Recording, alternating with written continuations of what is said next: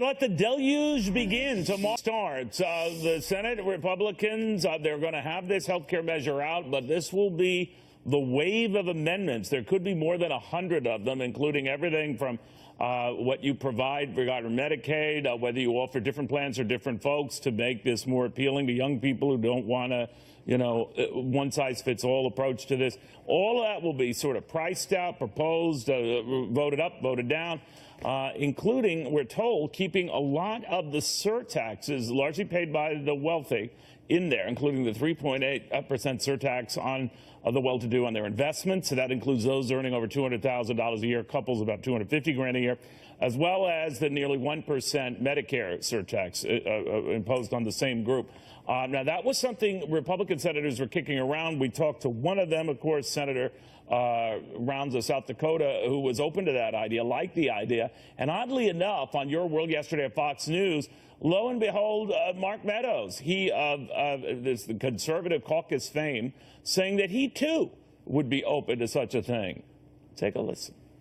Even if you left that in as a potential pay for on the repeal and replacement, we've got tax reform on the backside of that. We know that lower taxes stimulate the economy. So you'd be open to that as part of a means of getting to the tax thing? Well, the devil is in the detail. Understood. I mean, our official position is to all the taxes. At the same time, I want to make sure before I weigh in on anything that I look at both the trade-offs.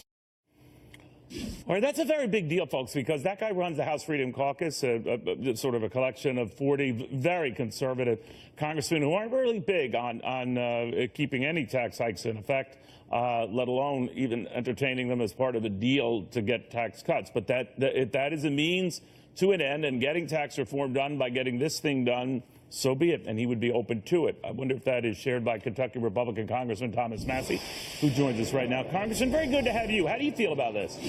You know what? It's not the taxes that ruined our health care system. It's the mandates, penalties, subsidies, and bailouts that we want to get rid of the most. Don't get me wrong, taxes are bad, and the Obamacare taxes are bad.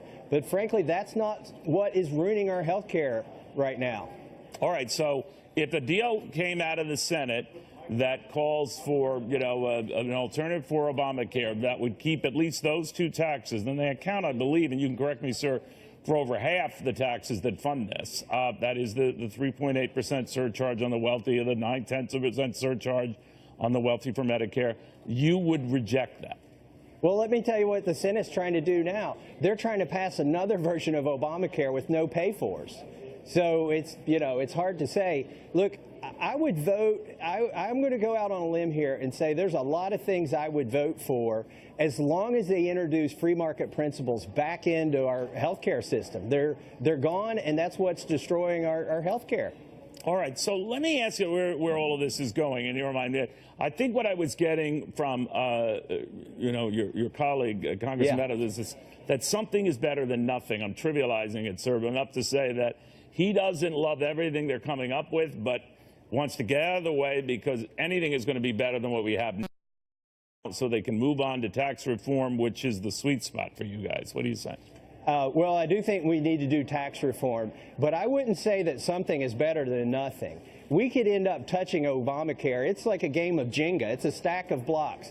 If we pull out the wrong blocks and leave other blocks, it's going to collapse on us, and we're going to get blamed for it. For instance, this fantasy that you can keep the mandate on insurance companies that anybody can buy and everybody pays the same price no matter what their condition is, this fantasy that you keep that mandate and get rid of the individual mandate, it creates a death spiral that's What faster. about Senator Ted Cruz's approach to this, that you make it flexible, not a one-size-fits-all, that you vary it up, that younger people who don't want all this other ancillary stuff, they can get a cheaper plan? I think what Senator Cruz and Senator Lee are proposing is to legalize affordable insurance again. And I think that's an important condition. What if it had that feature then, Congressman, and the tax hikes still in effect? Well, I'm like Mark Meadows here, and I hate to say the devil's in the details. Right. I'd have to look at it. But that's our main complaint. I didn't vote for the House bill, frankly, Neil. I was one of 20 who didn't. That's right. I forgot about that. You're right. It didn't legalize affordable insurance again. It didn't introduce a free market. At least Senators Cruz and Lee have introduced something that does that. But again, the bill's still loaded with mandates, penalties, subsidies, and bailouts, plus the taxes. I mean, that's going to be a hard pill to swallow. All right, so you're not in that something is better than nothing. If No, it's this, no. you can't accept it. Finally, I'm in that you break it, you bought it. Oh, all right, and it's already broken. You touch it, you own it. All right, right now you guys do own it for good or ill, right? But let me get your take real quickly on this growing concern that Republicans have now about how deep this Russian thing could be with the president and certainly his son. Certainly wasn't a wise meeting. That's the best I've heard explained, but that there could be more issues to drop here, and that if the son maybe lied about that, he could have lied about other stuff. I think it's a big nothing burger. I think the New York Times and the Washington Post are chasing Russian conspiracy theories. That lady was in Congress. She was walking the halls of Congress and talking to Congressmen. But as you know, Donald Trump Democrats. Jr. had said that there was no such meeting. Then we come to find out there was, and that he arranged it. Well, if you say you didn't meet with Russians, does that maybe he meant I didn't meet with Russian government officials? And I haven't heard anybody say. So you're giving him every benefit of the doubt. You think other Republicans will stick to that as well?